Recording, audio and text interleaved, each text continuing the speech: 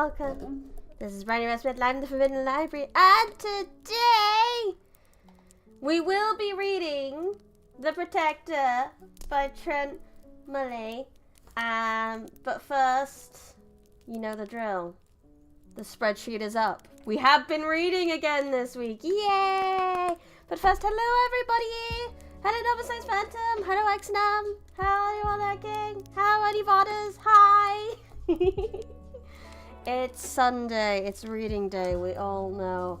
But first, I have 6 things to add to this spreadsheet.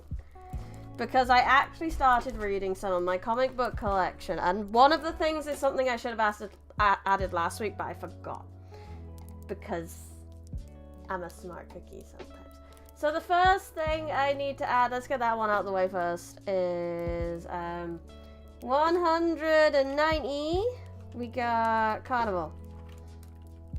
I read Carnival Volume 3. It's a manga with a cute white-haired boy. And he's adorable, and he may not be some kind of rabbit that was, like, transformed into a person. And he's just a little sweet guy, and I love him so much. Smart biscuit brownie, indubitably. Where was the last time I read a Carnival? It's gotta be in here somewhere.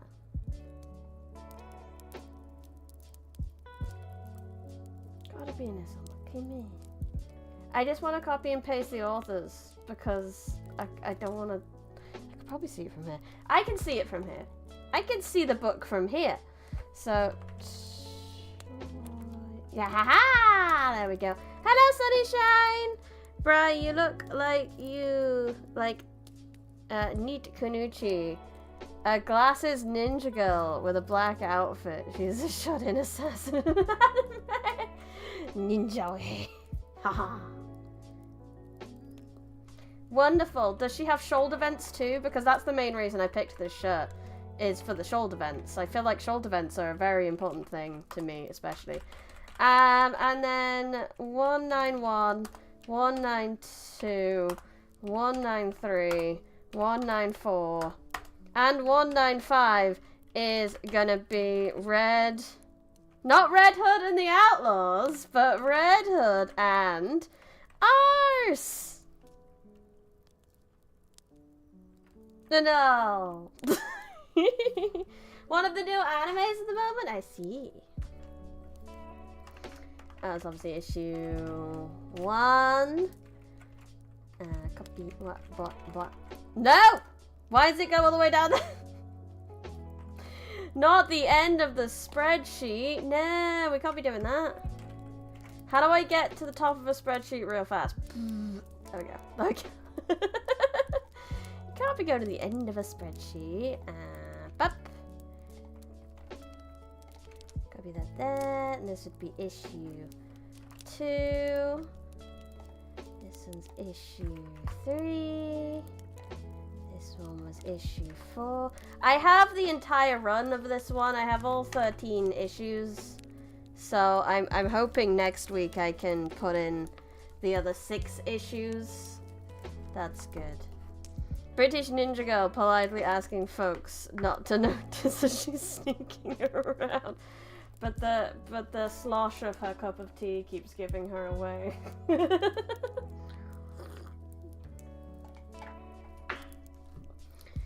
So this is a comic. The second book is actually slightly different people, but then the rest are the same as the first book. They had like a different artist for the second book, apparently. So we have Lobdell. Oh, so Lobdell worked on one of my other ones. I wonder if it's the same Lobdell who worked on one of the other comics that we looked at. But it's not Soy as well. It is Medri. Hello, Axel, welcome. What determines when you use 2D and 3D?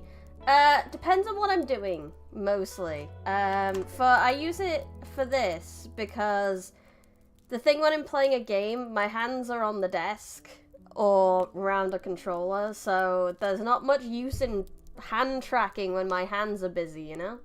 So if I'm reading, my hands ain't busy, I can gesticulate and have fun. So that's one of the things that dictates it. 2, is it a special occasion?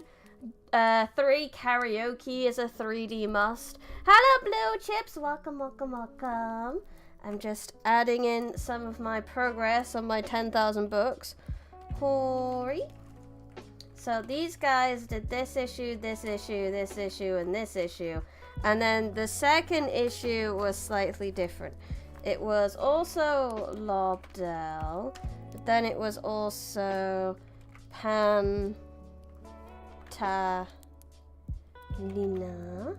and then Hori.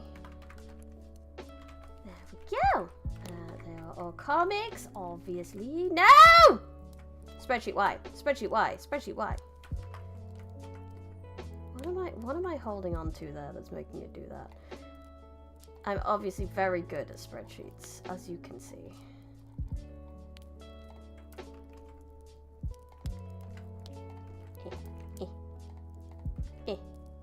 It is a series, but it's a series that's going to be complete very soon.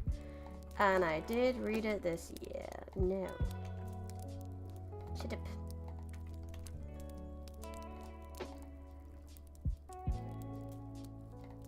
No, I don't want to replace it. I want to copy that. And actually, no, I can do this, can't I? Da da da da! I remembered how spreadsheets work. So that puts us on only 5 left, and we got to 800. Jeez. It's already saved. It's already saved. Where's my books until freedom? 05. 9,805 left to go. Right, let's get those comics out of my way. It is time. Time. Close it. Oh, out the way. It's Protector time. As you can see, this is a review copy of Protector because I'm super special like that. I'm gonna read you the blurb. So you can have an idea of what we're going into. You probably saw the cover on the thumbnail. So we're going into like some sort of almost like, I think it's a bit of a teen book. Are you going to read the entire volume? No, this is just a preview I'll be reading. I've been given permission by the author to do so. And I agreed to do it because this is actually the second writing of this.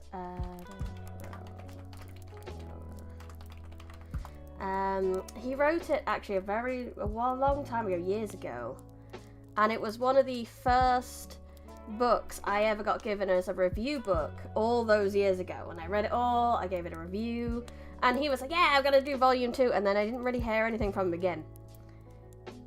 Apparently what happened was he lost the files or something like that for the original Protector one, and I know how soul crushing that should have been as an author. So he spent ages just not thinking about it, and eventually went back to it and rewrote it. It's got illustrations in the book as well, so it's kind of like a light novel in that sort of way as well. So it's very good. Book idea: Pride and Prejudice and the Protector. Brian makes crossover version. Ha no. Okay, let me give you the rundown of this is the blurb of the book before we start in. When 3 races attempt to coexist, a world riddled with inequality, a single demon sparks the hope for change. Zane was enslaved as a child, and now has to accompany the heir to one of the world's most corrupt coalitions. His task becomes more difficult as now... Oh! Boris! I need to add you to a thing. You've spoken. So I should be able to add you to the thing so you can use the, There we go. You can now use the chat commands I added, so you can use the bunk member chat and all that sort of. But yay! Thank you for sticking around as a member for so long. I appreciate it. A thing. Yes. So you can do capital no, exclamation mark. Bonk member. And I need to put desktop audio back on for it to work. There we go. Now I just can't listen to my own music behind you. Anyway. His task becomes more difficult as now he has to join her in attending college. He may be her servant. Ow! Da-da-da! Yes, you did it. There are some more that can be used, but not with this model, unfortunately, so... a lot of indie writers asking to review stuff? They were, yes. I had an influx of them at one point, but it's very hard to know what's, like, stream-friendly and what isn't. Some can be a little, like, risque.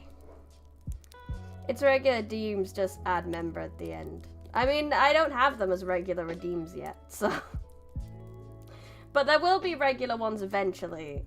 I just haven't gotten around to fixing them. But regular ones, you'll be able to do maybe 2 or 3 times a stream, whereas members is unlimited. You do it for fun? Yeah, I mean, I did originally. I was attempting to make some money out of it, I will not lie, because, you know, finance, but it's not working too well. I've gone to reading some classics before this, so originally I've been reading... Also, thank you for the follow! Wuthering Heights, but we're taking a small break for this because, like I say, I have a special place in my heart for this, being one of the first books I was ever given for free.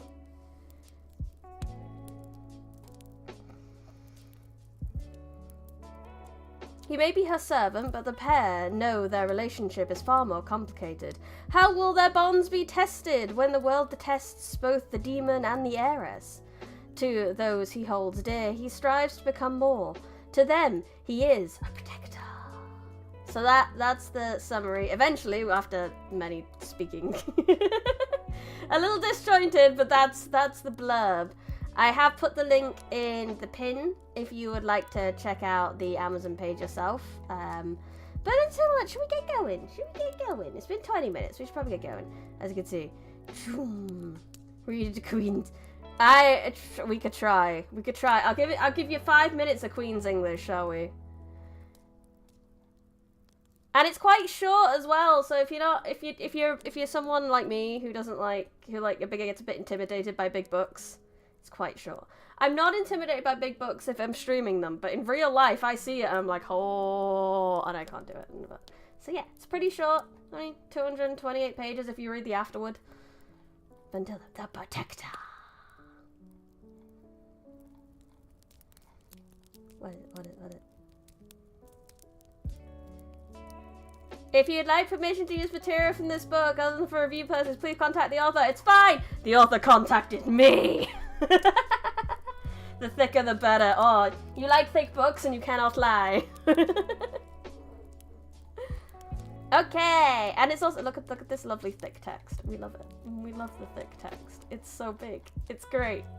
So it's small and it's thick. We like it. I said Queen English for 5 minutes and I intend to stick to that. I'm working my way back with that by reading manuals. I remember in high school working through a book that took 3 months solid to finish reading. Yay! Hello, Trent! The author is it! The author is in chat! The author is in chat! I repeat! Hello, welcome. We're literally just about to start, so it's wonderful. I have spaghetti arms, so you switched to digital reading as well. That's fair. I have a friend who's been trying to read Romance of the Three Kingdoms, and I think they've gained a lot of muscle from doing that. In YouTube chat, yeah, specifically. Apologies, Twitch, in YouTube chat. Anyway, I did say I'd start with the Queen's English, best I can, obviously. Chapter 1. Desolate lands surrounded a lone road, it being the only smooth terrain as far as the eye could see. No life soured beyond the word terrain as far as the eye could see. No life. No. As far as the... Okay, I've just messed it up straight away. Let's start again, shall we? Rewind. That didn't work. Romance of the Three Kingdoms. Oh, that is on my reading list. My friend recommended. It's chunky. And apparently there's a lot of men running away naked in it. I don't take long to finish books. It's just that I read multiple books at the same time. That's fair. He is reading Dynasty Warriors. I have to sound more royal-like? Okay. Desolate land surrounding a lone road. It was the only smooth terrain for as far as the eye could see. No life scoured beyond the outskirts of the capital. Scarce bones graced the dry, cracked earth. Amid the roaring heat, clouds dotted the blue sky, the sun's heat radiating off a single vehicle making its way through the desert. Travelling on an aged asphalt towards the border was a heavily tinted, lavish-designed black car with headlights beaming through the thick wall of brown dirt picked up in a harsh wind. The new vehicle was sleek, and would have been immaculate if the dirt wasn't trying to stain it. A recognizable teal-colored cursive E symbol brandished the front doors. So familiar, in fact, the driver was forced to wear a suit with it embroidered into the silk of her tie. The driver's hazelnut eyes started continuously from the rearview mirror to the long road ahead as one of her passengers sighed. The young adult, disgruntled with her predicament, slouched and crossed her legs, peering out the window to the vast landscape of nothing. She rested her chin on her fist. I can't believe I have to wear this stupid thing. And as much as I'm putting on an accent for reading that, that is how I believe she actually sounds. She muttered under her breath. The dress? The driver asked, her eyes lingering on the girl. Yes, the dress. It's not my first, second, or third choice. It's just... ugh.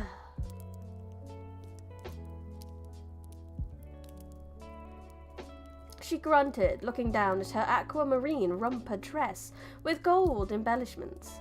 I'm about to attend college, dressed like I'm going to date a pompous rich boy.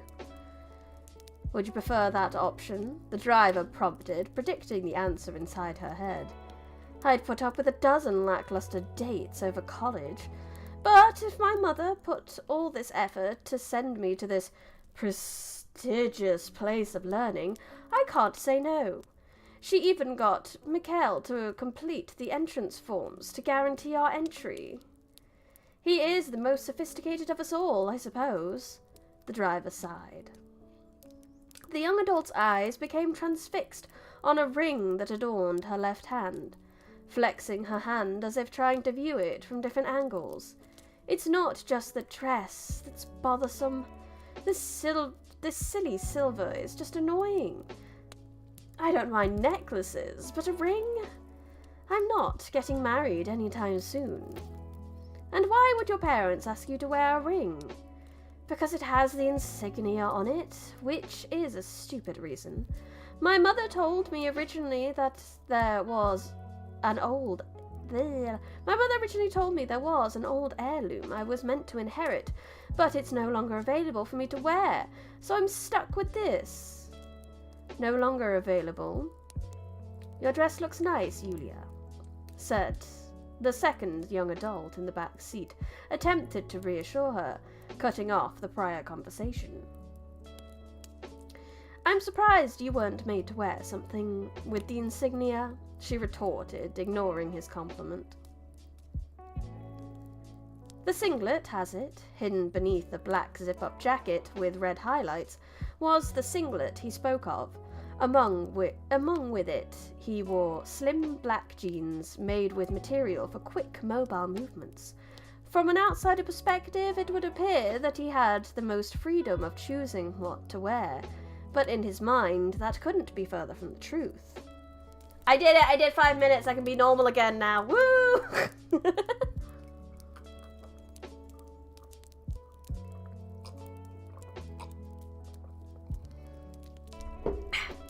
Tea. No one can see the insignia, though, the driver mused. That is by design. Maybe I'll request you wear a suit like Alandria.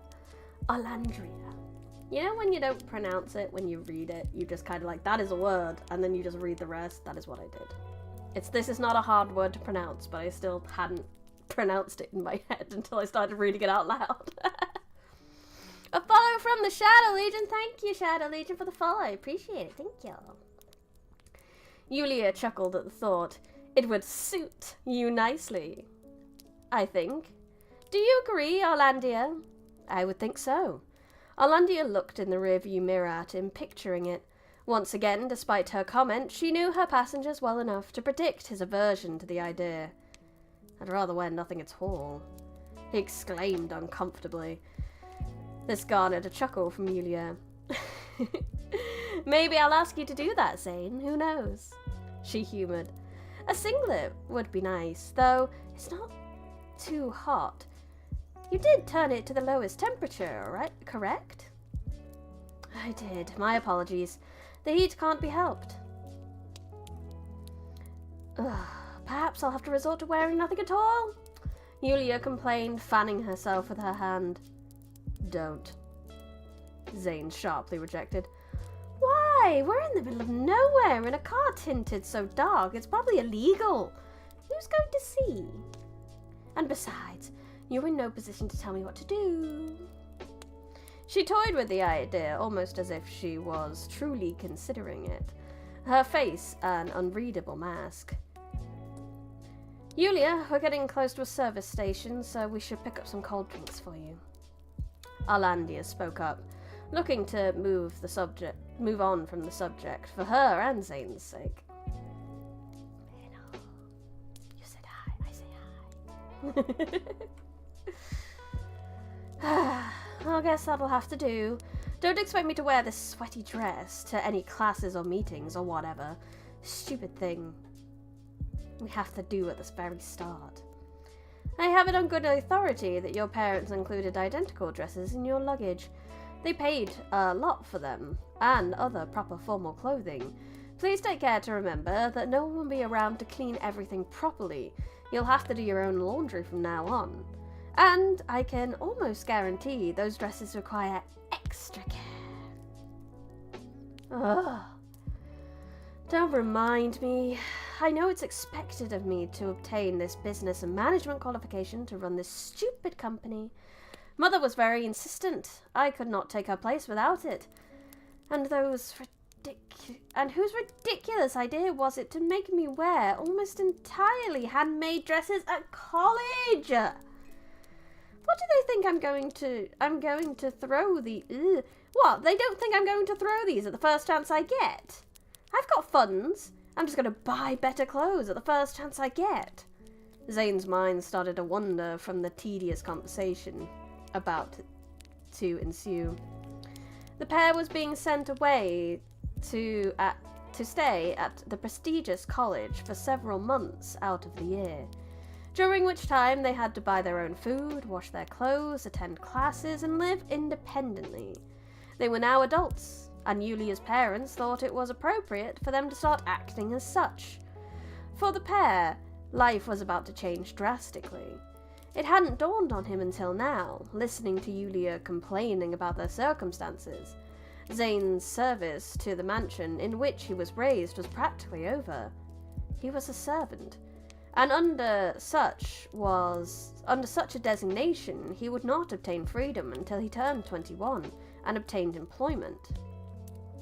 He wasn't paid, but neither was he brought by Yulia's parents, which made the feeling of him leaving the mansion before he turned 21 a cathartic one. Obviously, one member of the Edgy family was still going to be around, but he would no longer have to clean every surface in the mansion, slice dozens of vegetables, and work with adults who shunned him for his mere existence. What would his life be like now? In his mind, it sounded like he would equally have more control and less. No mansion, but rather a college. Not the Edgy family, but its sole heir. Would this be better or worse?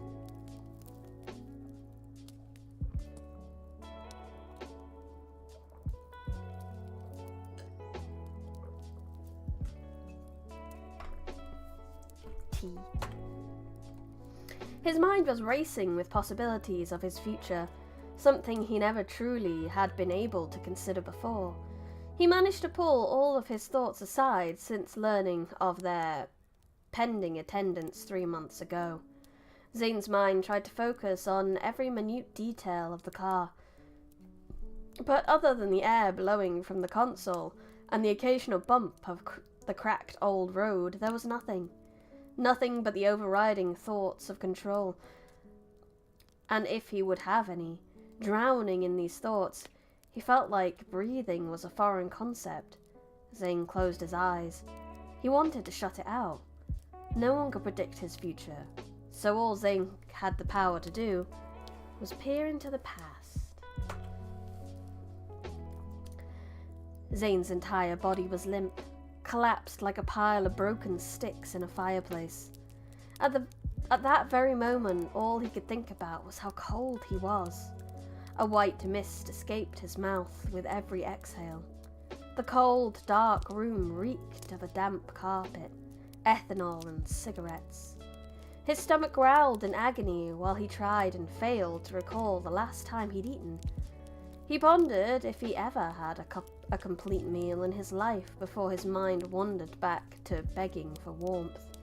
He shivered, the jittering of the chains around his wrists seeming to catch the attention of the man in the room with him.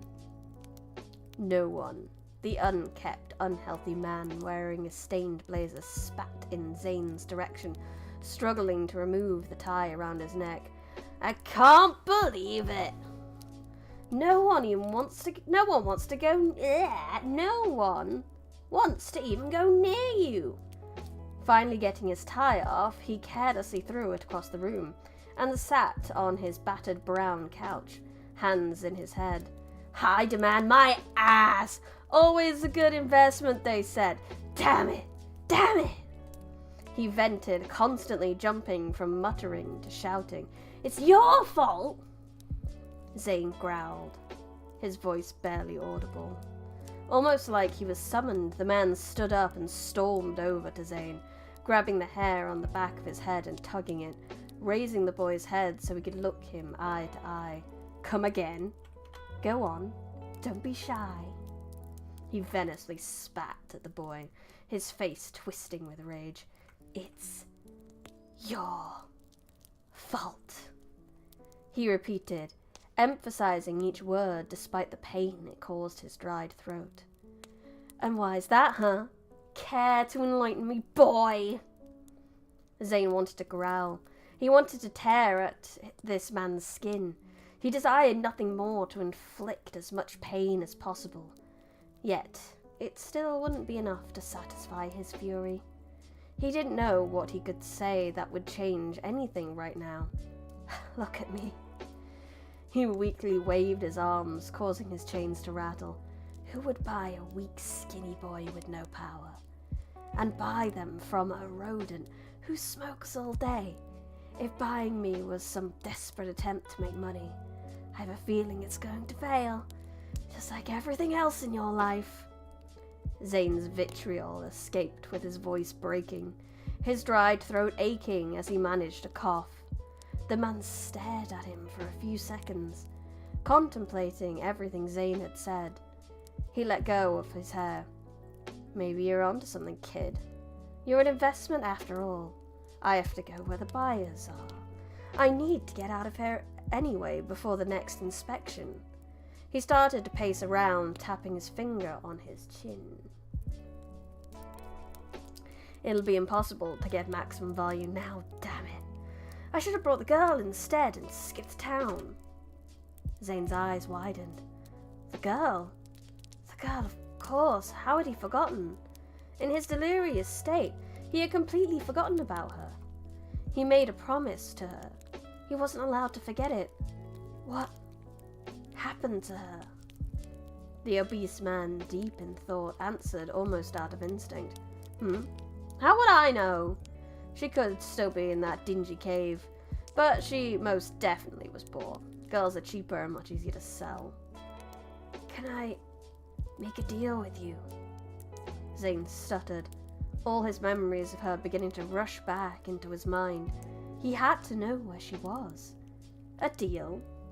With you? The man scoffed. If you find out where she is, I'll do whatever it takes to become a valuable purchase. I won't run. I'll do whatever you say, and make myself a worthy investment, and I'll go to any buyer. Just, please, I need to know where she is. Intrigued by the boy's pleading, the man stood still, pondering everything that was asked of him. It took him only 5 seconds before he smirked and walked back over to Zane, kneeling to his eye level once again. You're not going to give me advice on how to sell, you got it? You'll do what you're told, because that is what is expected of you. You better forget all about that little bitch, because you'll never see her again. It only took a few seconds before his eyes darkened completely. Zane stirred, unleashing a guttural scream and lashing out. He dived forward, trying to pull the chains out of the wall, but he couldn't fulfill the desire of tearing the man to pieces. All he could do was stand there with what strength he had, thrashing his arms and body, snarling his teeth at this human waste that stood before him. Pain was surging through his body, but he refused to give up. The strain was so great that it felt as though he would rip his own arms off his body. Zane was not allowed to be free of the shackles. He was not allowed to see that girl again.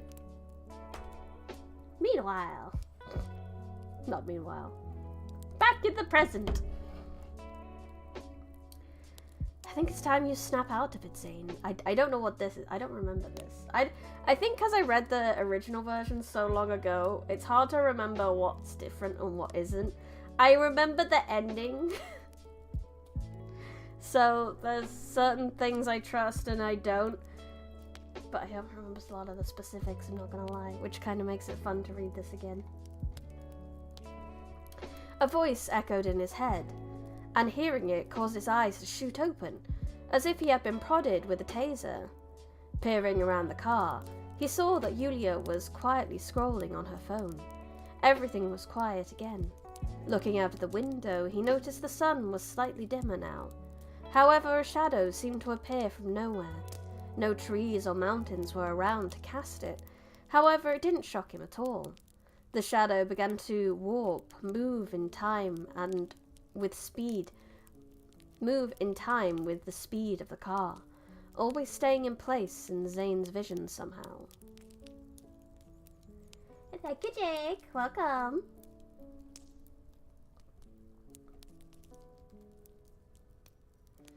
Once the circling darkness took shape, it resembled that of a person with giant wings. Somehow, he knew as a friend. Are you back in reality now? The voice echoed in his mind again. It was feminine yet deep. The familiar echo was something always able to help Zane focus. Yes, I'm back now. He responded in his mind, causing the shadow over the terrain to disappear. I know there was a lot on your mind, but daydreaming in front of the princess of teal dresses and fancy eye coverings usually never goes well. I recall. What did you dream about this time? The man in the suit, being locked in the chains, being weak. There was only a subtle pause before the voice continued. Ah, him. Classic. I know he hurt you, Zane, but it's time to let go of the past. Allowing him to plague your mind for as long as you have will only make you sick. I know it's impossible. I want to forget him, but if I do, I'm afraid I'll also forget her. There was another pause, this silence far more eerie. The feminine voice sighed. You haven't brought her up in a long time. Perhaps now that you're removed from the mansion, you'll be able to search for her. Hearing those words in his mind, Zane's heartbeat felt pained. Where would I even begin? Where your story began. With that, the voice fell silent. Where my story began? Pardon? Alandria asked, hearing only faint mumbling from behind her. Nothing. Are you sure? Alandria pushed a little further, wanting to help. Remember, use your words. Just simply talking about what you're feeling comes a long way. She knew Zane would hesitate, with Yulia in the car as well, but Alandria felt compelled to try help him. As she always did. 'Cause she's a good mommy. Time has come and gone for words, because he's an edgy boy. That's why you have to treat your words like currency. The less in circulation, the more valuable it'll become. Yulia quoted, her voice emulating the tone and manner of whoever recited it to her. Spoken like a true Adrea, Alandria lamented, her grip on the steering wheel tightening. And you are speaking like someone who has forgotten they work for the Adrea family. I would never forget such a thing. She sat up straight. Her words were too formal, almost like it was a robotic response. Zane's heart dropped at the thinly veiled threat towards Alandria. He felt it wasn't deserved at all.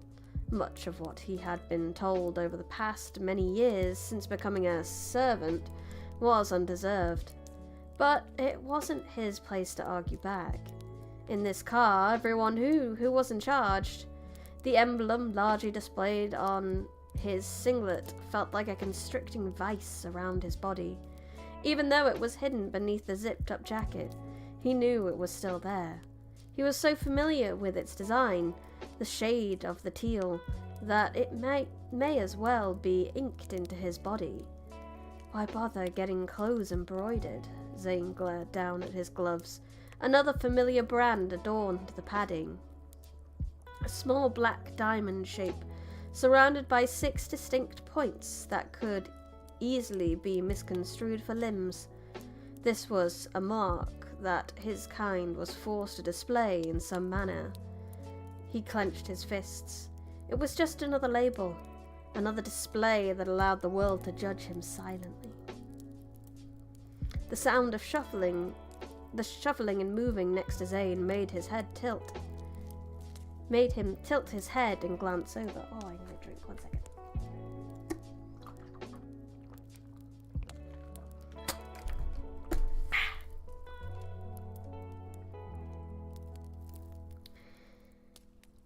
Yulia was now resting her head in her hand against the window, eyes closed and her face neutral.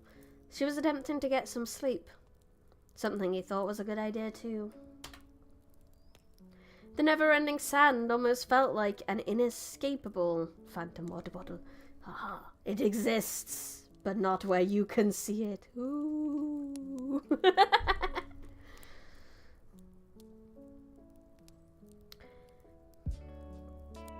The never-ending sand felt almost like an inescapable trap.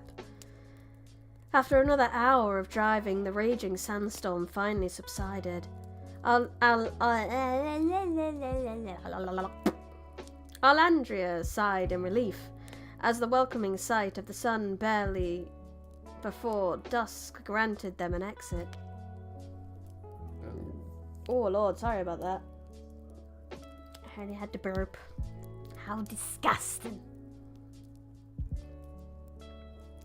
The outskirts of a small town appeared on the horizon.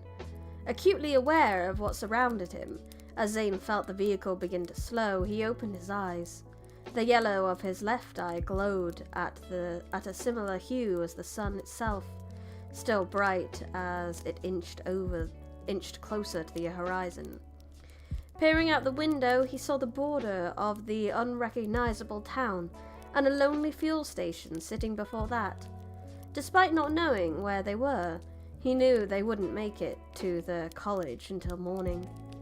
Once Alandria pulled beside a fuel tank and the vehicle came to a steady stop, Zane glanced to his side to see that Yulia was asleep.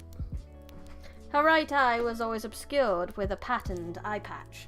Meanwhile, her visible eye was closed, and her mouth sat partly open with barely audible, light breathing. Zane stared at her for a few seconds. It was a somewhat alluring sight. He knew the type of person Yulia was. However, the sight of her looking so innocent and peaceful made something tick in Zane. All of his senses told him to protect her, to ensure she remained at peace for as long as possible. Zane went to unzip his jacket, instinctively going to drape it over her as a makeshift blanket. However, he immediately remembered her complaints about the heat and stopped himself. There's no point. What am I even doing? He clenched his fists at the idiotic gesture. Stepping out of the car, Zane gently closed the door to not wake Yulia. Finally, he had some marginally fresh air. What with the lingering aroma of fuel ruining his deep inhale. Zane took a few moments to assess his surroundings, stretching his arms and taking a few steps around the car to look at Alandria, who was fueling the vehicle with a disgruntled look on her face. The fuel tanks looked prehistoric. Manual pump Ailey tanks was something he had heard about from some old workers from the mansion. Yet here they stood, in working order, still being used by some less prosperous communities.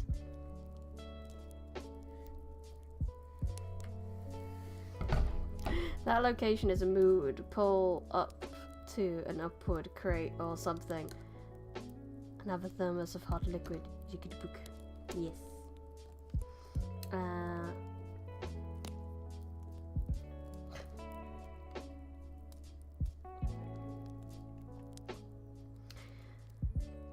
They only have the regular stuff, Alantria was bothered, not by the choice of fuel she had to use, but by something else. Zane knew what it was, and thought he'd do something nice for her. He walked past the empty lanes of pumps to the entrance of the service station. He saw old, sun-aged promotional posters and stickers plastered over the walls and door of the building. Getting closer, he skimmed over some of them and realized they were years old, dates of festivals and meetups from 4 years ago and beyond. However, one particular handwritten poster caught his attention. "Now demons!" Zane stood still, staring blankly at the poster. After a few seconds, a pit in his stomach began to weigh him down. He hesitated to step inside, clenching his fists again, wanting to cause chaos at this near-empty service station. With his abilities, he definitely could. Damn it. Sighing deeply, he prepared himself for confrontation, throwing his hood on to ensure it and his long fringe covered his eyes. Zane opened the door, a bell ringing as it opened and closed. A subtle cool breeze wafted through the building from a lone, expensive air conditioner. It being the only piece of modern technology in this beat-up building. Despite being an older establishment, the shelves and fridges were filled to the brim with confectionery, oil, spare headlights, and much more than one would consider necessary. Upon picking up and quickly inspecting the best buy date of a small packet of potato chips, he felt the age of the building suddenly collapse on him. He could even see the dust on top of the packet. Tossing it back onto the stack, he retrieved 3 bottles of cold water and in-date dark chocolate. Regular for himself, mint for Yulia, and sea salt caramel for Alandria. As he waited by the counter, a faint shuffling emanated from a concealed corner of the room. Zane placed his items down, his attention snagged by yet another poster adorned with a similar scroll to the handwritten one at the entrance. His gaze fixated on the poster, his stare piercing it with an intensity as though attempting to will it into oblivion. Alandria has good taste. Although, I think I'm with Yulia on this one. I would like mint instead. Especially if it's hot. Mint in my head is like cold and refreshing. So, even though it's not cold, but... I think it's because in marketing, a lot of like mint things tend to have like iceberg shapes and stuff like that. So my brain has that connection now. Hi there! Zane swiveled to face the source of the cheerful voice. A girl no older than himself or Yulia emerged from the back room, approaching the counter with an unfeigned smile. Her dark hair and richly hued skin were accentuated by the vibrant violet in her braided streaks. She eyed the water and chocolate on the counter. "Just these today?" His gaze flitted from the poster to the girl stationed behind the corner. "Yeah, if that's okay." He spoke with reluctance, aware of the potential stir his presence might cause.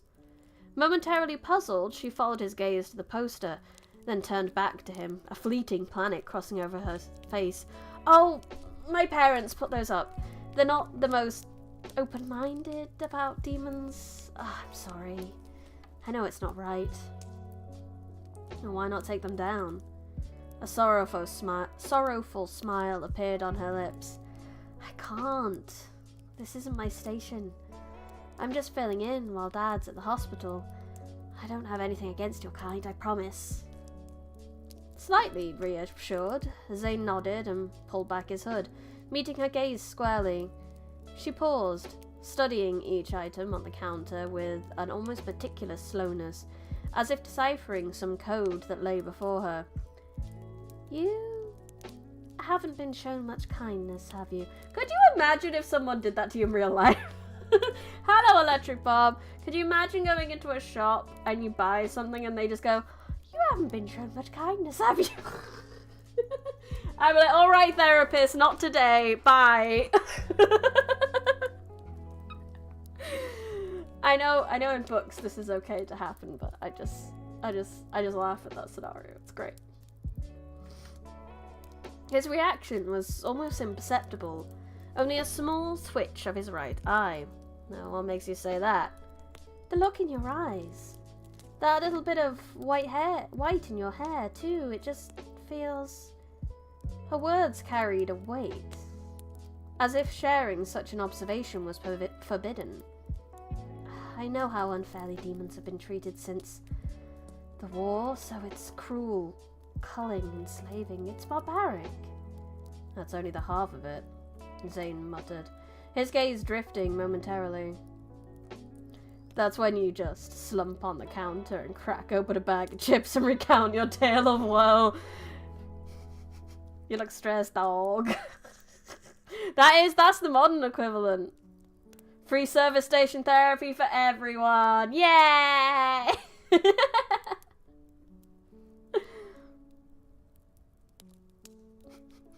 Just be like, "You need to close the till now. I have woe." I love it. His gaze drifting momentarily, he raised his hand towards his face, as if compelled to touch the aching scar, only to react with a frustrated shake of his head. "How much do I owe you?" She hesitated, her lips pressing together. Seconds stretched, prompting Zane to glance up at her, taking note of the hesitancy in her emerald eyes. 1 minute, I need to blow my nose or something. 1 second.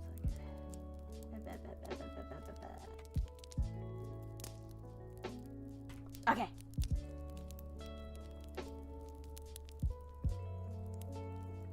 Eventually, she pushed the items towards him. "Take it." "What?" "Take them. It's on the house." "Why?" "Where are you headed?" "Why?" His tone carried the faint edge of hostility, not impressed with our obvious diversion. "Because I'm curious. Strangers don't wander through here unless they're bound for Eldon or the college." A sudden shift transformed the girl. Fear dissipated, replaced with an unwavering, curious demeanor. "So, which one is it?" Zane's gaze narrowed as he assessed her, weighing the risks and potential gains of revealing their destination. "This feels wrong. Why would she want to know where I'm going? She has to be plotting something." Instead of delving into an over-analyzed scenario, he glanced at the profited goods and wondered if that was really the truth of it all? Or is it genuine? Is she trying to make up for the notices her father supposedly put up?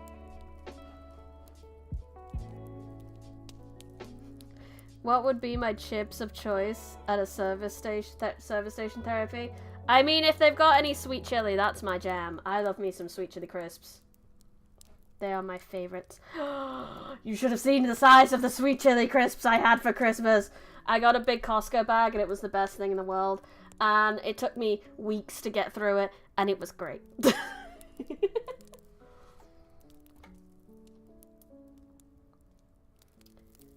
Zane sighed. You're right. I'm heading to Concord College. Her smile broadened. Really? Me too! She launched into a rapid-fire monologue as if Zane was her long-lost confidant. I was supposed to start last term, but my dad's situation pushed it back again. It was meant to be last year, actually, but we had to find a new house first. Then I had some relationship issues, but that's not important. As she rambled on, Zane's shoulders eased, deciphering the nature of this effervescent personality. He closed his eyes briefly, attuning his senses. It took a couple of seconds amid her chatter for a subtle ringing to mute her words, allowing him to focus. He could sense her aura, a gentle, calming white, frantic yet composed, genuine and without malice. Jane finally relaxed with a heavy sigh, looking up to meet her gaze. What's your name?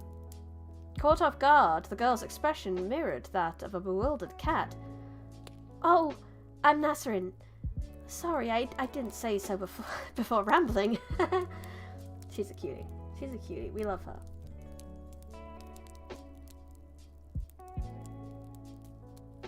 Hand tracking, that was phenomenal to emphasize chips.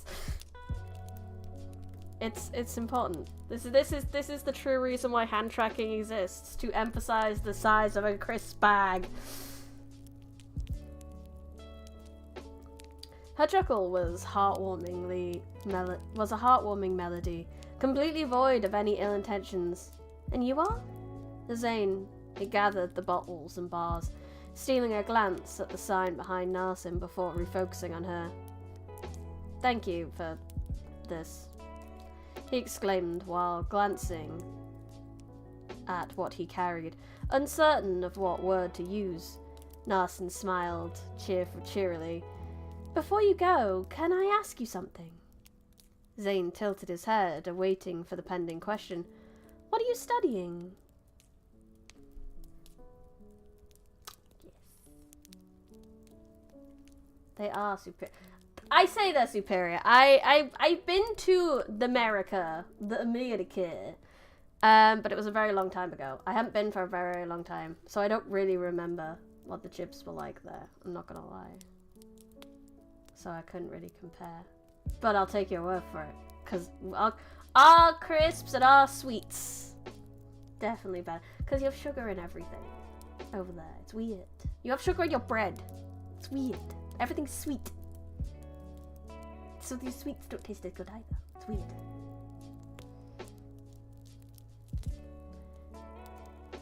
I highly suggest Sweet Chili Sensations crisps, Walker's Sensations, Sweet Chili crisps, 100% my favorite crisps.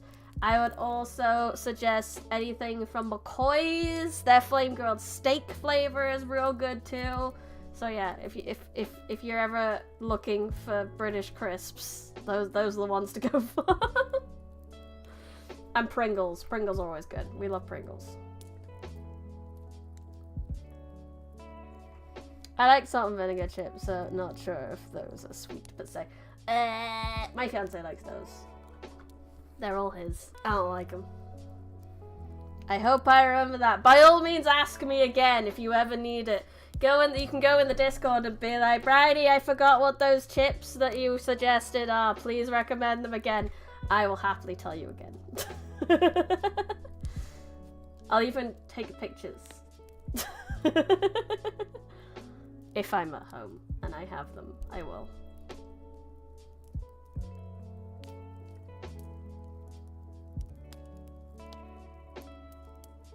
What are we studying for? That's what I was up to. Flame grilled steak chips? No, you wasn't talking my language.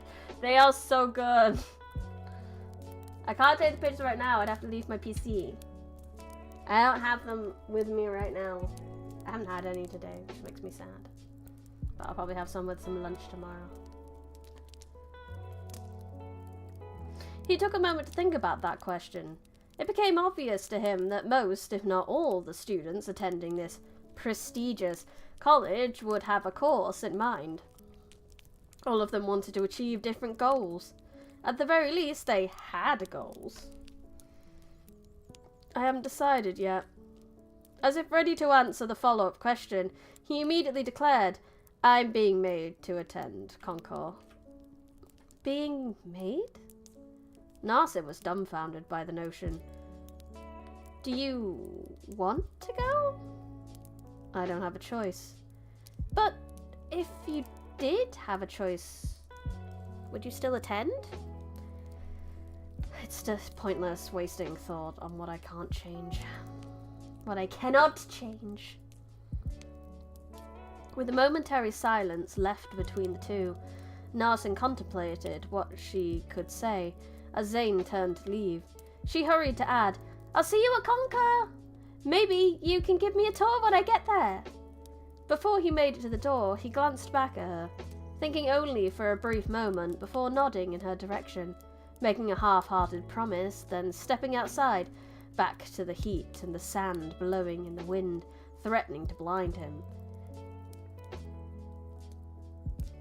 Her hurriedly asked question made his mind tick, wondering if it was something he would indeed uphold.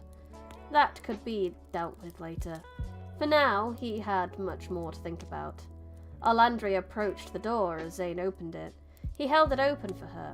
She looked down at what he held and smiled. Thank you, Zane. She entered, and Zane made his way back to the car. It was only marginally dirtied from the trip through the roaring sand. Nothing a quick wash wouldn't clean up. Peering into the back seat, despite their heavy black tint, he could see a lone teal eye through the window. Zane took a deep breath and got back in the car. It was silent for a few moments. His chest felt constricted, like the air had been siphoned out of the vehicle. He offered a water bottle and the mint chocolate to Yulia, who took it without any words. He opened his drink and took a sip of the cool liquid. The brief moment of a cold reprieve was interrupted by Yulia asking, Were you allowed inside despite the sign? Zane nodded, mostly to himself, making sure that everything that had just happened wasn't all inside his head. Why do you think the station has a sign like that? It was a pointless question. It almost felt like a sarcastic one. Yulia crossed her legs and began to unwrap the chocolate bar, and her question lingering in the air, like the smell of ale. Zane gripped the unopened bottle of water and leaned forward to stick it and the third chocolate bar in the middle of the console cup holder. The girl inside told me the sign was up because her parents don't like demons. And why would that be? A small snap was heard as Yulia broke a square of the chocolate before she turned her head to face Zane, popping the rich-smelling sweet into her mouth. Hello, everybody. Thank you. This is the best stream to hear it, that's for sure. It's probably just an irrational fear of the unknown. Maybe her owners had a bad experience with a demon in the station or something. Maybe they heard the stories about us being bloodthirsty beasts. Oh, that was him. Bloodthirsty. I was reading it in the Yulia voice, but I forgot this wasn't Yulia. Zing. It's probably just an irrational fear of the unknown. Maybe her owners had a bad experience with a demon in the station or something. Maybe they heard stories about us being bloodthirsty beasts who love killing. One of your workers asked if I drank blood. That's true. You said owners again, Zane. The subtle echoing voice sounded grief-stricken, her words making Zane close his eyes and grimace. Yulia let her head fall back as she chuckled, clasping her own hand over her mouth to stop the laughter. Owners! Oh, are you lucky that Mother didn't hear that? Zane just kept a rage-filled stare at the tilted window, not wanting to speak anymore. He fell for the game yet again, and he was soundly defeated. He may as well have been a statue, a soulless recreation of what he once was. Instinctively, he reached towards his neck with 2 fingers and brushed his necklace, a flat black gemstone of an unnatural red colour, in a diamond shape. He didn't know why, but he needed to touch it, to know it was there. Another small snap drew his ear to Yulia once again. I just wanted you to remember and understand why people don't like demons before we get ready to face this race-friendly college. No matter what they tout, those with yellow eyes will always experience hardship. She ate the next piece of her chocolate slowly, watching movement outside her window. There was no response, but a very clear understanding. Zane nodded subtly, his movements stiff as a plank as he very slowly sunk further into the leather seat. Footsteps could be heard walking us around the car. Alandria opened up the driver's side door and sat down behind the wheel. Everyone all set? Did you use Pure, Rayleigh? No, they didn't have any, Alandria sighed. The kind of girl behind the counter let me use their bathroom to wash my hands so I could avoid bringing the smell inside. I can still smell it. My apologies, Yulia.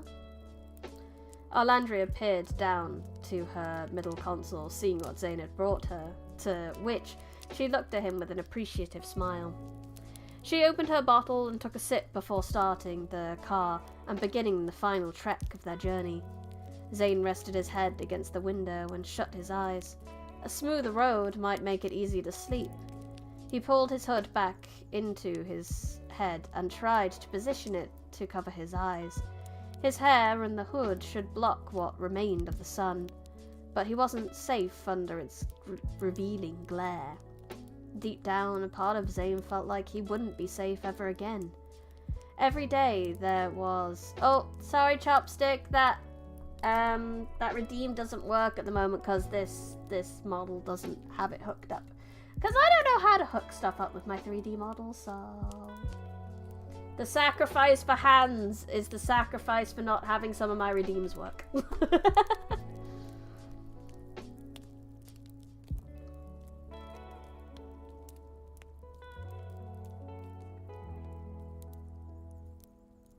What was I up to? It's fine. I'll take a drink. Ah!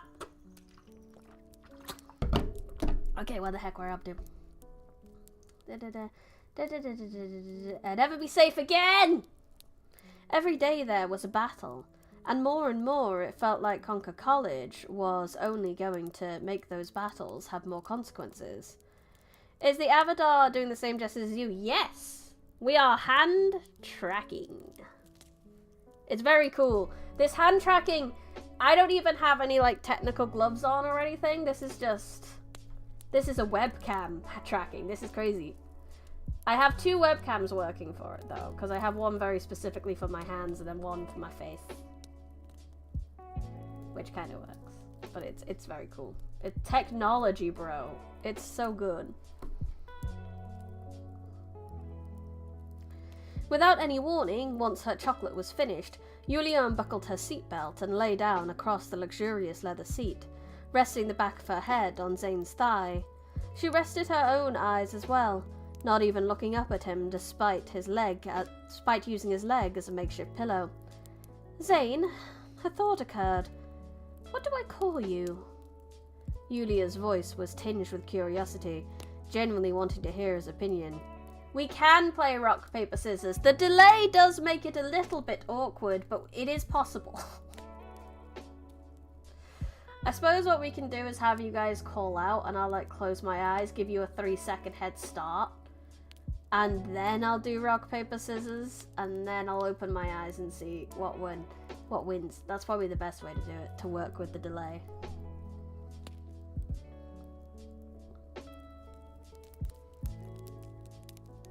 Yulia's voice was tinged with curiosity, genuinely wanting to hear his opinion. He opened his eyes, and through his hair, he peered down at Yulia, confused at the question. Call me? Oh, I think we have our first illustration now. Yeah, we do! Look, it's Yulia! I can see why she doesn't want to wear that dress. It's a tad revealing, is it not? But she's very pretty. It's very pretty in this picture. Yeah.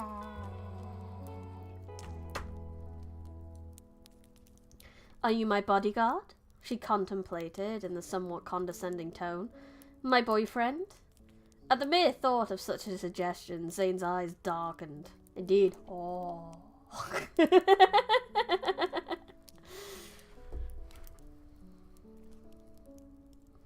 The cool air in the car instantly became warm. Only Arlandia seemed to notice as she glanced in the rearview mirror. My chef? Yulia chuckled. I don't cook, he responded bluntly. Yeah, she has an eye patch. She's cool. That's how you know she's a badass. The air in the car cooling down quickly. Yulia laughed at his response, the sound ringing in his ears like a methodical tune, a familiar song with a few different singers. You know, my mother and father care about the presentation. They would despise the idea of me calling you my servant in public. They never actually bought you, so that's not even correct to begin with. Regardless, I don't want people to get the wrong idea, and since I know that my mother insists that you remain with me during our time at Concord, we should be something, I suppose. So, what would you like to be called? Zane needed much more time to think about such an offer. It wasn't something he could just come up with on the spot. It felt like something that would define their relationship for the next few years. He didn't want to think about it right now. I need to get back to you on that one. Yulia shuffled about until she was comfortable, ready to take a nap in her current position, resting on Zane's thigh, keeping her eyes closed. Let me know before we properly start the term, okay? Okay, I will, Yulia. And now he will have a dead leg when he gets there.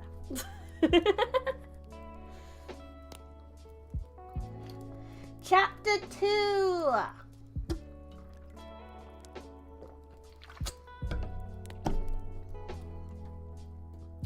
Zane stood in front of the looming central building that was the largest in all of Concord College. It was a strange feeling compared to the mansion. He could smell the flowers and the cleanness of the air that could only be found at the peak of the highest mountains. He feared that his mere presence would ruin such serenity. Standing before it all, he felt like a viscous black tar ruining a pristine statue, marring it with filth without any regard for whom wanted to see the finer details.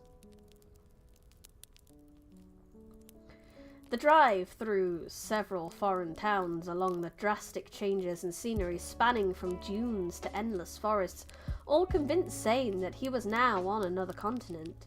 He was aware of his general location on a map, but it still wasn't convincing. Sitting on some of the tallest mountains 30 minutes from the nearest settlement.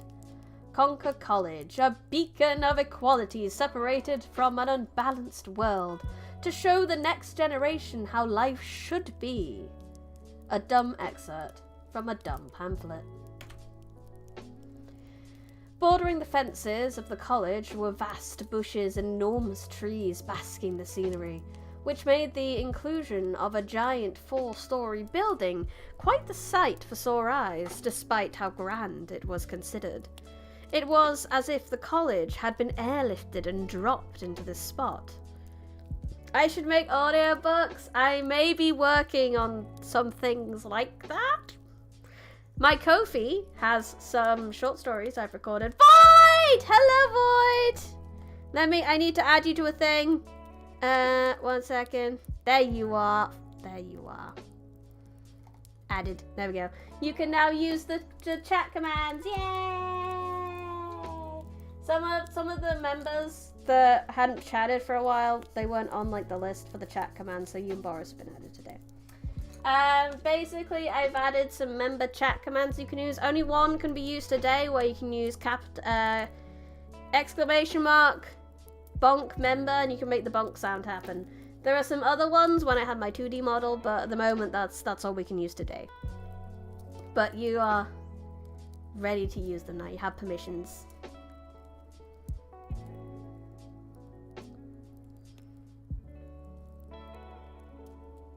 It was as if the college had been airlifted and dropped into this spot. Yes, I couldn't add you to it originally. I had literally have a small list next to me of a few people who just haven't been in chat for a while, so they weren't picked up on the list of people I needed to add for it. You and Boris was on that list. I've only got 2 more left on that list, and then I have all the members added to it, and then it's good. So I needed to add you as soon as I saw you in chat. But now you're in, so it's good. It's good.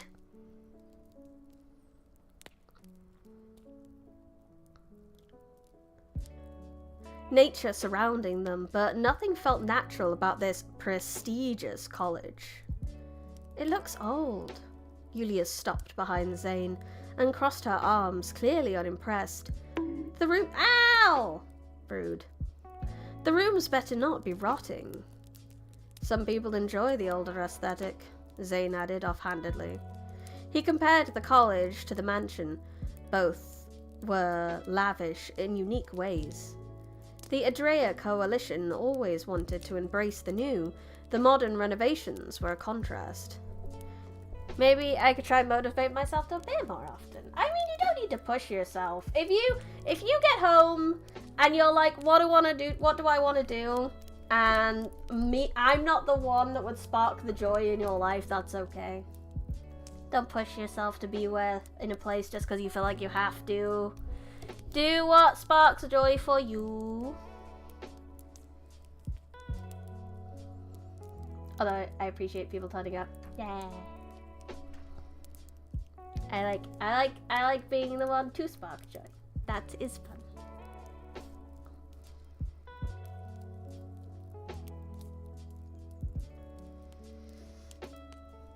At times it resembled more of a construction site.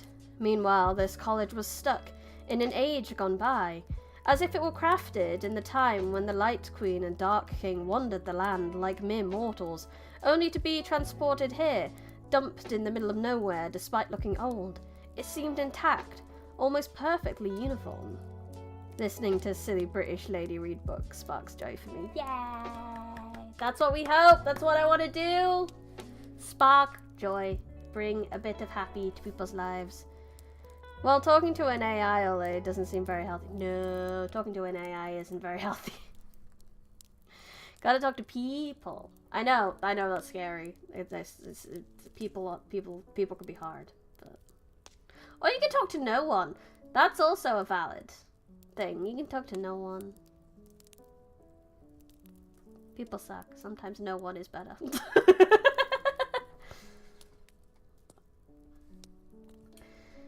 Okay, that's everything. Harlandrius set down a large bag behind the pair of new students, adding to the accumulating number of suitcases and bags she had already retrieved. Zane peered down at them, and his eyes narrowed on a smaller black suitcase with the Adrea insignia adorning the plastic casing. He pulled it out of the pile and put it aside from the rest. "Good morning," a voice announced as footsteps crunched on the ground while approaching the newcomers.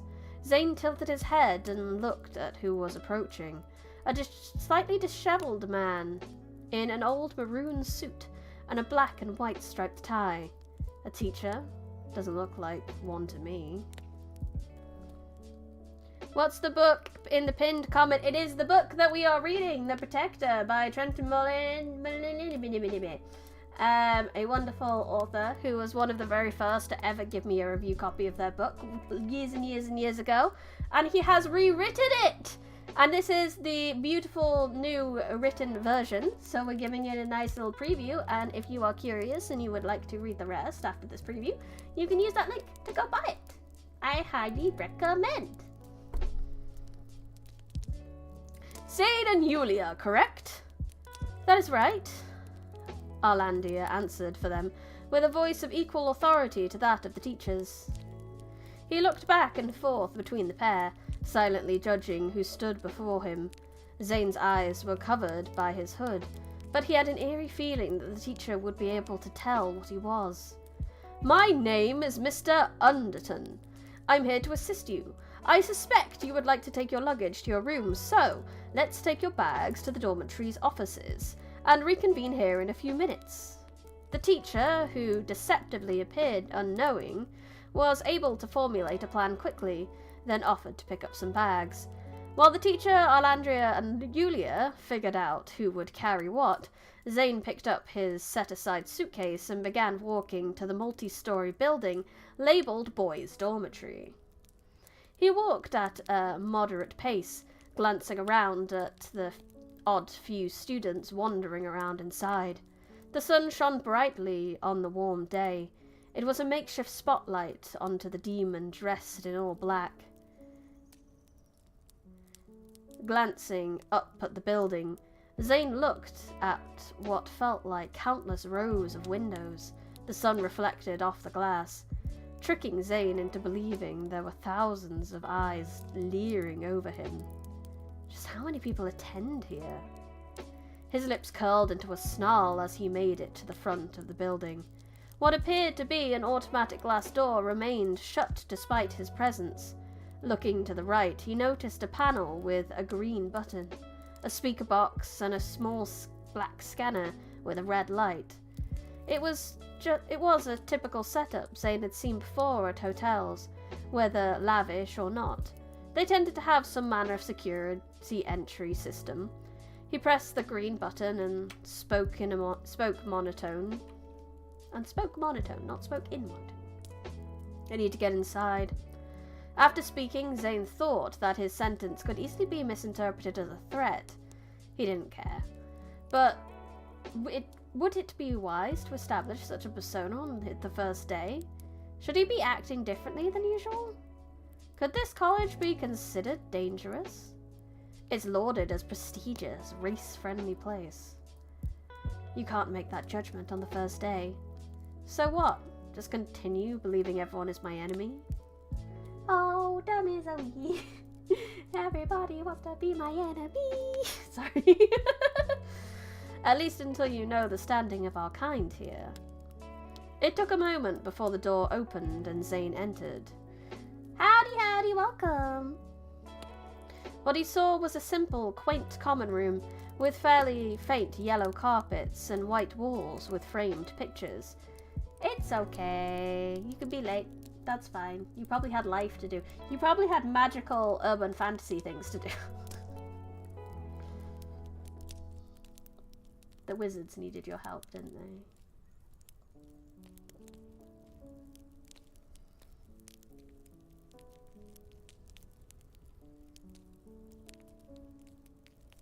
Zane stood still for a moment, wanted to test something. He closed his eyes, sensing all that was around him. Focusing intently, his mind started to ache, as if light needles were slowly sticking into his brain. It was difficult to sense the surrounding auras. There were too many. 6 in the common room, but above, in all the rooms, there were too many to sense. All of it blurred together in a white haze, paining him. He scowled, opening his eyes. Damn it. May I help you? A man seated at a large brown desk waved Zane over, as he had been trying to get his attention for a minute. Zane walked over to the desk and peered down at the man, dressed in fairly average attire. If there is anyone dangerous in our dorm, that teacher from earlier is... and this one here can be easily ruled out. A wizard is never late. They arrive exactly when they need. That's true. Being late to a stream because of wizard problems is completely fair. Exactly, exactly. That is the #1 excuse, really. Congrats on becoming a wizard, Howdy. I didn't know you. Is that what happens when you turn 30? You officially become a wizard? Because you have so much life experience, you're a wizard at 30. That means I've been a wizard for a while now. I don't really feel magical though.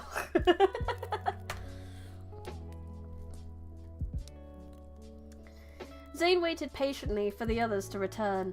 It was taking much longer than expected. He noticed several other students, all dressed in vastly different attire, many glancing in his general direction. He was aware that he stood out. Amongst the variety of attires, he was the most closed off. Did you read those 195 books while book streaming? No. Have you seen the spreadsheet? Some of them I did, some of them I didn't. There is many a playlist on the YouTubes of the things I have read on stream. But no, not all on stream. That's because you're a magical girl variety? Oh heck yeah, I've always wanted to be a magical girl! Yay! I'd love to be a magical girl. I want to be a magical girl. That was something else I considered as a VTuber persona because I've always wanted to be a magical girl. Neat. I'm only like 2 years away from becoming a wizard. Time to become the artifice I knew could be. Yeah, you cross class. I'm a bit of a bard if I don't say so myself. That's why we stream. We have the charisma to do so.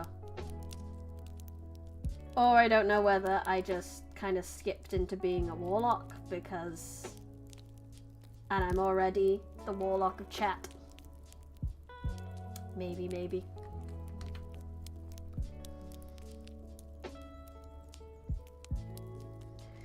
The others eventually returned from their struggle to deliver all of Yulia's bags, the teacher speaking to them on the walk over.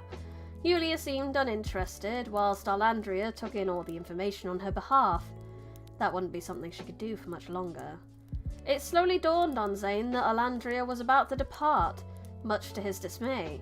Watching Yulia walk closer to him, he realised just how dependent they were on Arlandria. She had taken care of them and tutored them when no one else did. She was a rock that would soon be cast to the sea. Arlandria glanced at Zane as they approached and smiled warmly at him. He felt a sting in his chest. He'd never taken time to appreciate what she gave him. She showed Zane how to clean the mansion, how to cook, and what words would least aggravate Yulia's parents. She only ever wanted to help Zane. And despite the fact that he had never shown it, he was grateful to know someone's compassionate. So we need to attend a meeting before we can be let into our rooms? Yulia complained to the teacher in a tone all too familiar. It was a tone she tended to take with her parents. Thinking back, she used this voice when complaining about the dress they wanted her to wear. And that got nowhere. Could I not get changed first? I've always wanted to be a magical girl too, but society won't let me. Can I recommend a manga called The Magical Girl Incident, in which a salaryman turns into a magical girl? Who cares? Be a magical girl. You transform into a cute girl. It doesn't matter if you're a man first. It doesn't matter. It's magical transformations. You could be a man before becoming a magical girl. This is fine. I'm still 7 years away from wizardry. Howdy, you're so young. Howdy, you're a baby. I didn't know. I'm still just a part-time delivery guy. It's not anything special this time. Just 25 kilos of rice. Had to carry them for a mile or so. Good lord, Howdy. You are young, but you are ripped. I think that was done before, Brony. It is! It's been done many a time. Many a time. I just know that was the first manga that came into my head about it. So conversations are for. Yes. I can't actually think of that many where men turn into magical girls. I've seen a few where boys turn into magical girls. Or boys turn into magical boys. But not like grown-ass men. Not seen too many of that, not gonna lie. And I do love the muscle magical girl one. Magical Girl Ore. Where the girl turns into a muscly man. In a magical girl outfit. It's wonderful. Absolutely wonderful. Sadly, you have to go. Have a nice evening, beautiful voice lady. Oh, thank you, Electric Bob. You flatter me. I hope to see you again. Bye-bye. Have a lovely day. Have a lovely evening. It's of the utmost importance, I'm afraid, he responded with an air of seriousness. It almost seemed like a bead of sweat was dripping down his forehead as he looked at Zane and nodded with a half-hearted smile. The main building ahead of you is where primarily all of the classes take place. I'll need you to head to floor 3, room 7. I'll organise for the two of you to receive a tour of the college grounds soon. Mr. Underton made his departure after his brief instructions. The three remained stood in a quiet huddle, enveloped by the ambient whispers of passing students, and the distant echo of footsteps. Yulia's detachment was palatable, restless as she scanned the surroundings, her gaze a study in quiet scrutiny. Alandria, on the other hand, carried a weight of pride in her demeanour. Despite the evident emotion tugging at her, she wore a determined smile, a facade to shield the flood of feelings that threatened to overflow. She's making... her babies are going to school. Oh no. You've both come so far. Alandria's voice, tinged with a mix of nostalgia and hope, resonated softly. This college is just the first step. There's a vast sea of knowledge waiting for both of you out there. Boop! Void has been a member for a long time! Thank you, Void. Bryony Rose Smith, but it's set in a horror movie where she's trapped in a library in the real world and not another dimension and has to read 10,000 books to get out. Though, ideas, I'm into horror for some reason. Because horror's cool. I'm very bad at horror, like movies and stuff, but I don't mind reading it so much. Like, I love looking up horror movie summaries, because I know I can't deal with watching the movie, but I like to know what happened. Magical girl, question mark. Actually, a man phantom, not really. Magical girl, phantom.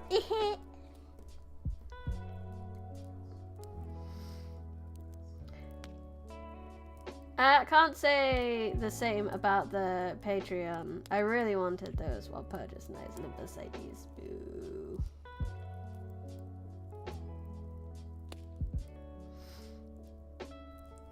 What if you had to live through and survive oh, I'd be dead. I'd be so very dead.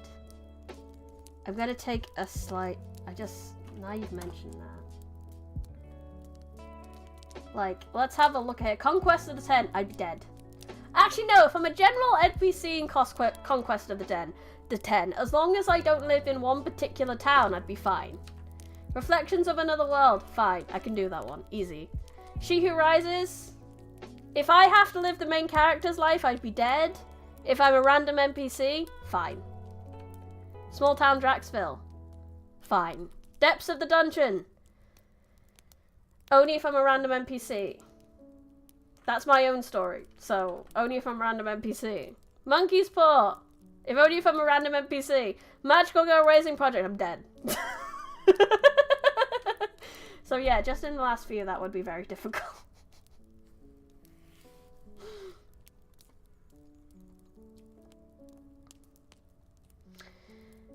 There's a vast sea of knowledge waiting for you both out there.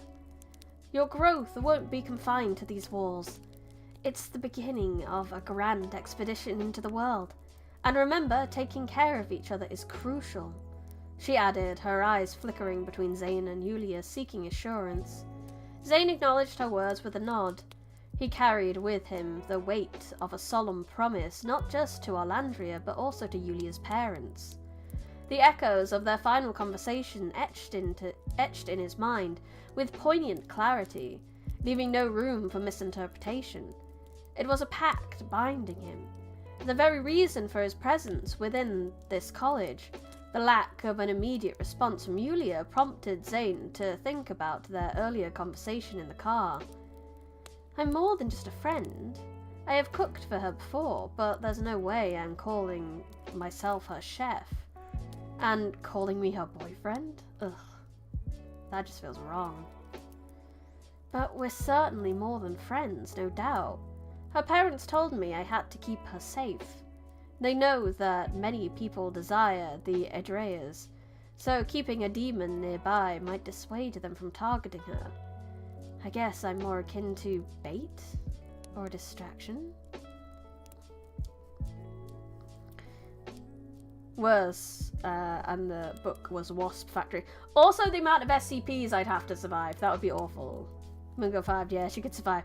I could survive Moon Girl from a random NPC. That is fine, we can do that. Being the main character, talking to a random NPC, and that NPC being the author of your universe. It's like we're talking to a local bum and then being the big man himself. Hey Bryony, would you hire a personal chef yourself? Nah. I don't need it. I don't need it. I like to cook every so often. I mean, for special occasions. I like the idea of having a chef for a special occasion. But I don't think I'd ever hire a personal chef for myself. Just, like, you know, for day to day. You're a servant through and through. Yulia offering you a self-imposed title is her way to keep that previous designation in the past. But you know, you ensure that she doesn't get harmed. You're here to keep her safe, and make sure she maintains control and focus. You keep her on track. What word strikes you when you think of it like that? Yeah, basically Stanley with the hobo thing, yeah. Zane considered the voice's proposition, flicking through all the words in his mind. As if it were a minuscule dictionary. What word embodied the concept of their bizarre relationship? One word did come to mind, a title he previously considered, one that might be prevalent in this situation. Right, I'll make sure he doesn't get himself into any trouble, Yulia responded mockingly, neither of her company being able to tell if she was being sarcastic or not. Alandria smiled broadly at the pair before stepping closer to hug them both. Only Zane appropriated with an arm around her, whereas Yulia stood motionless to the warmth. Be sure to smile, okay? Alandria stepped back from the hug, a smile of her own on display for them, as she took another step back and sighed, before turning around and leaving, returning to the car, to where her car sat idle. Thank you, Zane muttered, wishing he had spoken louder, or had said so earlier. His regret immediately diminished as Alandria glanced back at Zane, nodding. It was almost as if his voice had travelled on the wind, and delivered his parting message. Or at least, he hoped so. Once Alandria was out of view, Zane faced Yulia.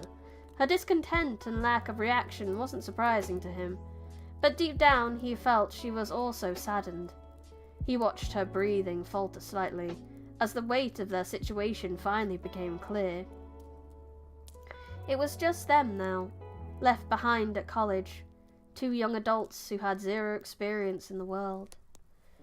If I ever became a character in a book I wrote, I'd rather be the cryptic man that drops random buzzwords about destiny and fate than the main character. Yes, most definitely.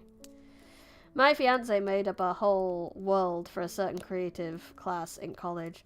I argued that I was in that world, operating a fish and chip shop hidden on the coast. Yes. You don't have to argue. Surely she can make that. If it's not plot relevant, it could exist. Why not? Yulia, I know what I am. She was caught off guard by Zane's words, blinking rapidly for a bit before looking up at him with raised eyebrows. Yeah? I'm a protector. That word felt right to Zane. Similar words like guardian or savior were both strange and too self-aggrandizing. Companion or partner just didn't feel right either. But a protector, someone who puts their own life on the line for those he cares about, that fit in his mind. Yulia smiled. I'm happy with that. There was no condescension, no sarcasm. Her words were authentic. It fit the image of the pair perfectly. They both believed as such. Yulia turned on her heel and walked towards the entrance of the largest building on campus. Come on, we have to attend this silly little meeting before anything else. Of course, Yulia. Zane walked behind her, a shadow to an heiress who would undoubtedly gain much attention at this college. Whether it was good or bad, Zane would be there to protect her, to make sure the only darkness in her life would be consumed by him. The two entered the large building, multiple stories high and filled to the brim with classrooms. The air was vastly different compared to the dormitory, with boys and girls and nondescript students scouring the halls, most standing and talking. The walls stretched far, with a simple but varied colour scheme. The variety of artworks on display, the inconsistent quality, implying they were works of students. No one appeared to pay them any mind. Usually Zane would be able to tell, but with such an imposing number of people, there was no way. Whilst there was an elevator, the pair started to scale the staircase, each floor meeting them with a different source of students. Ignoring the second floor, they continued to the third floor, where the number of students was scarce. A small contingent of them were gathered at the far end of the visible hallway, talking quietly enough so they could barely be heard. Looking at the numbered doors proceeding in the opposite direction from the small group, Zane noticed the numbers leading up to 7. He glanced down at Yulia to gauge her reaction to their new environment. She merely stood beside Zane, letting slip a long breath which almost seemed to be a disguised yawn. With Yulia not budging, Zane took the lead and walked over to room 7. As he approached, a sudden wave of energy struck him, almost as if he had run into a brick wall. His eyes widened. He hadn't even focused yet, but he could sense something immense from behind the door. He froze as if he were a statue being caught moving without permission, staring at the gold-painted number 7 metal sign screwed onto the door. The energy he felt gave him an idea of what could be stalking inside the room, so he closed his eyes and focused. The white haze from earlier returned. To his right and below him, attempting to sense too many people made his brain sting. A faint buzzing noise accompanied the endless white. However, he managed to view what was beyond the door. 2 auras, one barely significant, with it being as simple as small white blur. The other one, it was a harsh black, a scribble that changed rapidly in Zane's mind. In comparison to the simplicity of the simple white aura, this one felt as if it would consume everything around it. I'm very glad I can't feel auras if that's what can happen to you. Oh no, someone strong is around. Oof. Ow. Yulia, stand behind me, please. Zane's eyes glowed brighter as he opened them. All day and all decade long. Oh no. Thankfully, Yulia did so without argument, though a very faint scent of concern stained her. The frosted glass on the door afforded zero visibility into the classroom, so assessing for danger or a conflict was difficult. An aura such as this explained what Zane might be about to deal with, but nothing about whom. As Zane stepped forward in an attempt to knock the door violently swung open, causing Yulia to shuffle back with a small gasp. It was so sudden that Zane was almost convinced that he was caught in an illusion. The room itself was fairly large, with many elevated rows of desks, varying in quality. Multiple windows lined the opposing wall, all with their curtains closed. The light was dim, but everything was bright and clear to the demon who took a few steps inside. His eyes locked onto 2 people in the middle of the classroom, one being a human who sat in the front row, the source of the white aura he sensed prior. Whilst not appearing to be a threat of any kind, it was clear that the teacher was the one to be wary of. Imagine being beaten by just aura. It's a very, very Bleach thing, you know, the whole like spiritual pressure Rietsu thing that people can just be destroyed by if someone is too strong. Take a seat, you two. A low, gravelly voice echoed from within the near-empty classroom. This meeting was meant to start 20 minutes ago. Okay, so I got clarification. According to the rule of my fiance's world, it is possible for me to run a fish and chip shop in multiple worlds without breaking canon. Wonderful! You could have a franchise!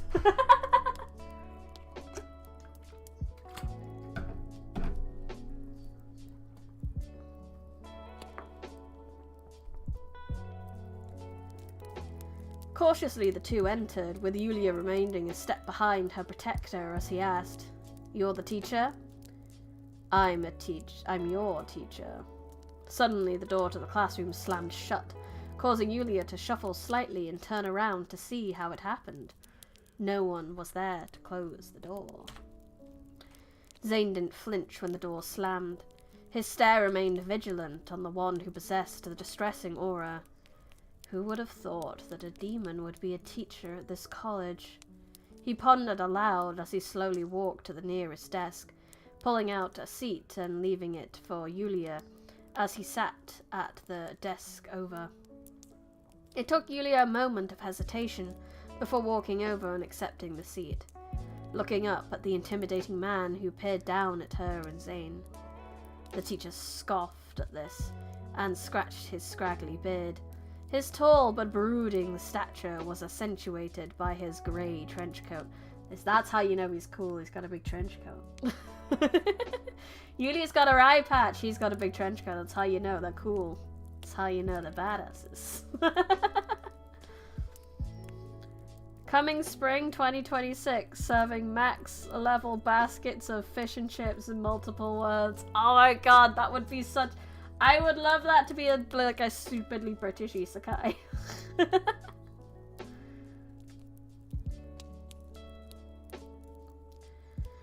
Before we get started today, my name is Corwin. Not Mr., not Sir, not Teacher, it's Corwin. Take care to remember that. The three students sat in silence. Corwin glanced at all of them. None of them outwardly reacted to his insistence. Not now that everyone has arrived, we can begin. He turned his face to his desk, picking up a lone sheet of paper and scanning the page. Conspicuously, his left arm sleeve was empty, with him favouring his right hand for everything. He also only has one hand, that's how you know he's a badass. The Waffle House of Multiverses. You're cooking! Oh my god, multiversal Boris fish and chips. It's like the Waffle House of Multiverse. It never closes and always has fish and chips. Yes! From this angle, Zane noticed his rough face, his untamed facial hair and dented skin. His left yellow eye glowed, resembling amber, more than it did a demon's eye. The right side of his face was hidden beneath half of a grey mask. Oh, that's also how you know he's a badass. I hope... Is there a picture of this guy? To be fair, we've gotten further than how much I've managed to read on my own, because I've been trying to read this on my phone, and my phone doesn't like the PDF so much, and it's very annoying. So I wanted to see if there was a picture of him. I wanted a picture of this man. Oh well. Oh well. All of this and his attitude indicated that he had experienced years of life beating him down, Zane thought. You actually still need concept art of Corwin, so eventually no. As soon as you have it. As soon as you have it, get it on your socials because I need to see it. The DoorDash delivery of the multiverse. Imagine getting fish and chips in a universe where neither fish nor chips exist, but it always has fish and chips. So we have Neva Douglas. Corwin glanced over to the lonely boy with a bored look on his face, who barely raised his hand as if mimicking a roll call. Yulia Adrea. Absolutely will. Also, 24/7 fish and chip shop would be iconic. It would be lovely. The teacher turned his head to face the older girl present in the classroom, who peered towards an apprehensive glass, and Zane, no last name given. It felt like the entire world had set its eyes upon Zane at that moment. He didn't nod or say anything, but he didn't need to. Everyone already knew who he was. Corwin scrunched up the piece of paper he held and tossed it lazily towards an empty metal trash bin. Despite the throw not seeming to make the distance to the bin, it seemed to defy gravity and floated over until it landed in the bin. This caused Yulia to blink a couple times to make sure she wasn't seeing things. Before Corwin started to speak. You three have been brought here because you have all failed your entrance exams. Really? Ha, nerds. No, they're the opposite of nerds, dumbasses. He glanced at Zane and Yulia. You two have your submissions disqualified because we do not believe you completed them yourselves. Guilty as charged, sir! Wait a minute, I just realized I forgot something. One second. I forgot. We have to get the spreadsheet back up. I'm really sorry, because I realized we had our Patreon stream this week as well, and I read 4 SCPs, so I need to add them as well. So we're actually even further than I thought. So 196, 197, and 198. And 199. 199? What? With that, we're nearly at like our 200 already. Crow, what you doing here? Yeah. Update, we're getting fish and chips for dinner. Yay! So we did SCP 4999, SCP 348, SCP 3882, SCP 1959. Did I class these as short stories? I mean, they kind of are. SCP. But yeah, we are nearly at 200 books. I had a much bigger celebration for the other one, but we've kind of just like flown to the next lot really fast. I wasn't prepared. Okay, right. Sorry, I really needed to do that before I forget. So Books Until Freedom, we're actually on that now, which is crazy. But let's see if we can do this.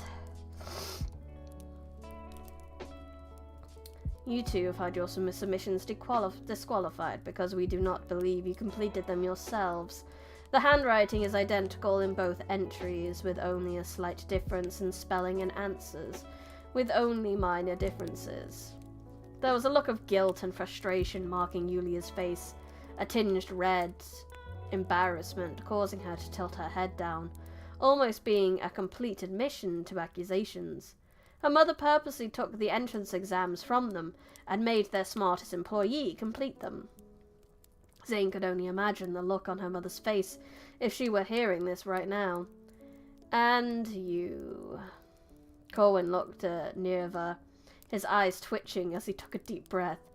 You filled in nothing but a column on the multiple choice test. Despite your written exam being eligible, there were many inconsistent spellings of different words. Would you care to explain why? This made Nirav smirk, but instead of explaining with words, he sat up straight and began to make different shapes and gestures with his hands, silence remaining on his lips. No, I've told you. His exasperated sigh left his mouth as he shook his head. I don't understand that sort of language. Just write on the paper. How dare you sign at me? Nirav didn't do anything to hide his irritation as he picked up a pencil and started to write on one of the scattered sheets of paper on the desk. Surprisingly, Zane recognized one of the gestures the boy had made and was only now starting to understand what was happening. He recalled, years ago, there was an older employee at the Adrea mansion who could not speak with his mouth, but instead spoke in the language of hands. The employee wasn't kept around long, as no one bothered to learn its language to aid him in interpretation. Yay! Bad employers. Nirav offered Comwen the handwritten note, who took it and barely glanced at it for a few seconds before scowling and slapping it back down on Nirav's desk as if he was swatting a fly. Keep that attitude inside your head, boy. Signing at people means you're unimpressed with them. I believe that's sighing, not signing. Cohen paced with measured steps, his gaze initially vacant, sparked with sudden illumination akin to a dormant light bulb. His head swiveled upon fixing the other demon present in the room. This is what surprises me the most, he advanced, deliberately drawing nearer the pair he fixed at displeased glare. A demon and an Adrea. The instigator of the Great War, now a tool for a conglomerate famous for exploitation. Sorry, alleged exploitation. Corwin chuckled. Fascinating. My phone is built with technology the Adrea coalition developed. My car is filled with ale that the coalition refined. Sounds like you should be grateful, Ely exclaimed bluntly. Yeah, just about. We got 3 minutes left. How dare you try to communicate with me in a way that I don't like? Exactly right. How dare? How dare I not be a very good teacher and very in this race tolerant school? It's not tolerant of other things, is it?